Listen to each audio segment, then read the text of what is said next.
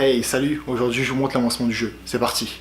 Alors oui, il y a eu quelques changements sur le jeu, donc déjà le premier changement qu'il y a eu c'est un changement d'animation. Alors je sais pas si vous vous rappelez de cette animation, c'était l'attaque de base du deuxième personnage qui avait 2 tridents. Et en gros cette animation je me suis dit que elle n'était pas vraiment viable, cette attaque de base ne servait pas à grand chose puisque c'était juste un personnage qui faisait comme ça. Il n'y avait pas grand intérêt à combiner ça avec un combo parce que déjà elle allait pas très loin la lance. Voilà, je trouvais que c'était pas très intéressant en tout cas ce type d'attaque. Du coup j'ai décidé de refaire un peu l'animation et de retrouver quelque chose de mieux qui pourrait correspondre à un style un peu plus agile, qui correspond mieux au personnage. Donc j'ai décidé de créer une animation où le personnage va au début lancer sa lance vers le haut et va faire un tour sur lui et va attaquer.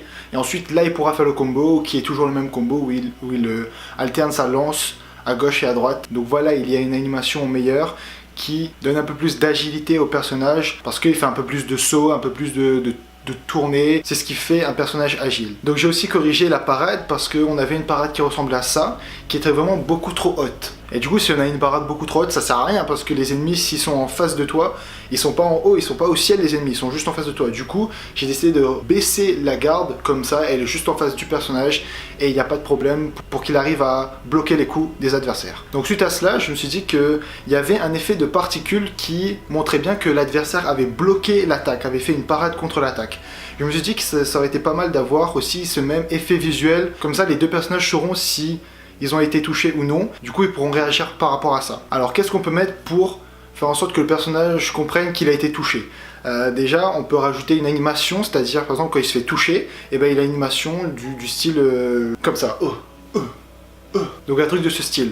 Mais parfois dans le feu de l'action on voit pas forcément tous ces effets, tous ces moments d'animation où le personnage fait autre chose qu'attaquer. Du coup il faut un peu rajouter des éléments visuels pour que le joueur arrive à comprendre qu'est-ce qui se passe dans le jeu. Du coup j'ai décidé de rajouter un effet de sang qui giclera un peu quand l'ennemi sera touché. Donc j'ai défini une position spécifique, c'est-à-dire environ à peu près au niveau du torse, où dès que le personnage se fera toucher, et ben il y aura une projection de particules, en fait c'est pas du sang, c'est des particules, donc feront un jet et qui simulera un peu le sang et aussi donc que le personnage a été touché. Mais bien sûr, combiné à tout ça, il y a aussi l'animation quand le personnage prend des dégâts. Et donc quand j'ai rajouté cet effet de sang, je me suis rendu compte que quand j'ai commencé à jouer, et ben quand je touchais l'épée, et ben il y avait plein de particules qui se jouaient, il y avait les particules d'étincelles, mais aussi les particules de sang. Et en fait tout ça c'est parce que j'avais fait donc un copier-coller du système de particules quand on se fait toucher et quand on bloque, où il y a des étincelles. Du coup j'avais fait un copier-coller pour ça,